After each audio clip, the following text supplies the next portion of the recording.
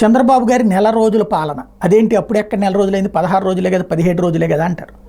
But ఎలక్షన్లలో జగన్ ఓడిపోయిన క్షణం నుంచి చంద్రబాబు గెలిచిన క్షణం నుంచి పరిపాలన ఓ రకంగా బాబుగారు చెప్పినట్టే బాబుగారి ఆదేశాలతోనే నడుస్తుంది.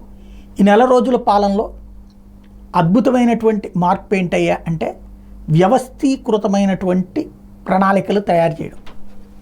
ఏవైతే ఒకటి ఇంటి దగ్గరికే పెన్షన్ వెళ్ళే విధానం కావచ్చు, అట్లాగే జరిగినటువంటి వ్యవహారాలకు సంబంధించినటువంటి సమీక్షలు కావచ్చు, వివిధ అంశాల మీద విశ్లేషణ కావచ్చు, ఇవన్నీ చేసుకుంటూ వెళ్ళారు.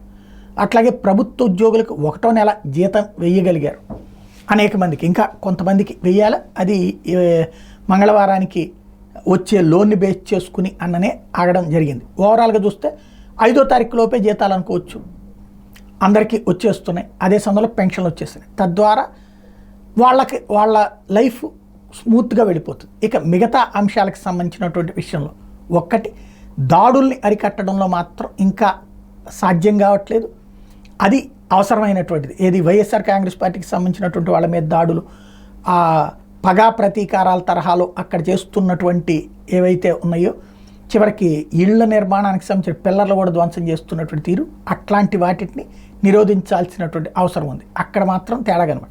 బట్ టోటల్గా అధికార యంత్రాంగాన్ని దారికి తీసుకురావడంలో, ఓ సిస్టమేటిక్ రూట్లో మూవ్ కావడంలో మాత్రం పర్ఫెక్ట్గా నడుస్తుంది.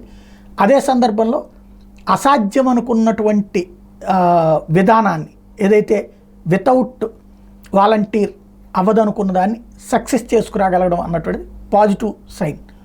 మరొక వైపున ఇటు తెలుగుదేశం పార్టీ జనసేనల మధ్యన సమన్వయంతో కూడినటువంటి వ్యవహారం నడుస్తూ ఉండటం అన్నటువంటి మంచి పరిణామం. నెల రోజుల పాలన పరంగా లోపం కనిపించేదల్లా అదొక్కటే, మిగతాదంతా సక్రమంగా నడుస్తుంది. ఇక కావాల్సిందల్లా భవిష్యత్తు ప్రణాళికలు.